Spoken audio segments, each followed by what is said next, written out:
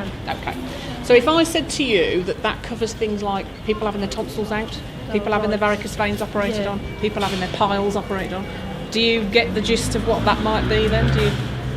Can you think about why we would call it procedures of limited clinical priority? Okay. But not under the. You haven't heard the term. Okay.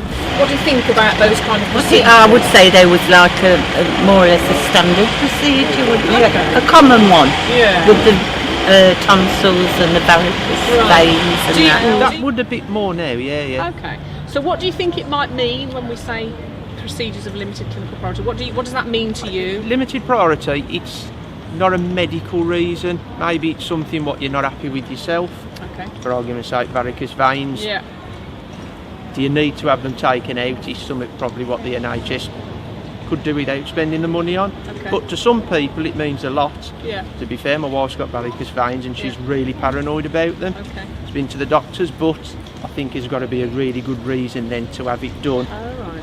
On the NHS, I'd have thought. That's what I'd have thought. That's It'd have been interesting. something. So, can I ask you, do you think it's appropriate that we do this kind of stuff on the NHS? Yes, I do, yeah. It should help, yeah. Can you tell me why that is? Put down the operating. People can't afford the operation. Right. So, but what about the fact that maybe these operations aren't actually that useful in the long term, or people don't really need them? What would you say about that? I think you have to go on the. If they didn't need it, then no, I don't expect they should have it.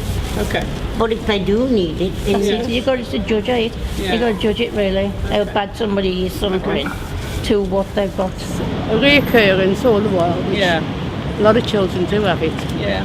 I believe then there should be up to the doctor whether about the severity of that child. Okay. So would you be happy for the GP to have that conversation? Say if it was your grandchild or something, you'd expect the GP to talk about that and whether it was the right thing to do? Yeah.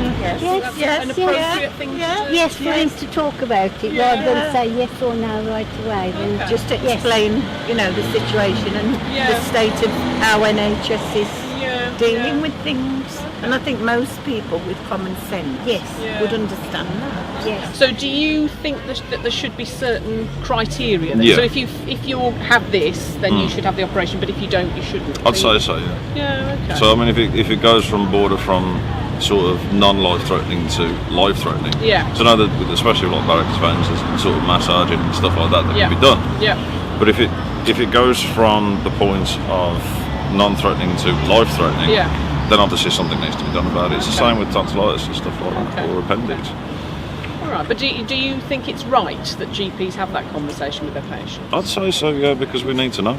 Yeah. We need to know everything. Yeah. So you said your wife's been to the GP about Yes, this. So yeah. the GP had a conversation with her. Do you know Yes. about it? Okay. Yeah, she told me about it because I did offer for my wife to. I said, if you want, I'll pay to have it done for you, and she did go and see the GP about it. To be fair, because she was under the impression that she wouldn't be able to have it done on the NHS. Oh right, that's But interesting. Yeah. she did go and see a GP about it, and to be fair, the GP talked her out of it because he said it's not a very nice procedure to have, Right. and apparently it can come back. So she was like, well, I could end up spending a lot of money to do it, and they So could come do you back. think it's appropriate then that GPs have that conversation with Yes, their I do, patients? yes, yeah. Do you think the NHS should be funding things like tonsillectomies and grommet fitting and piles surgery on your bottom?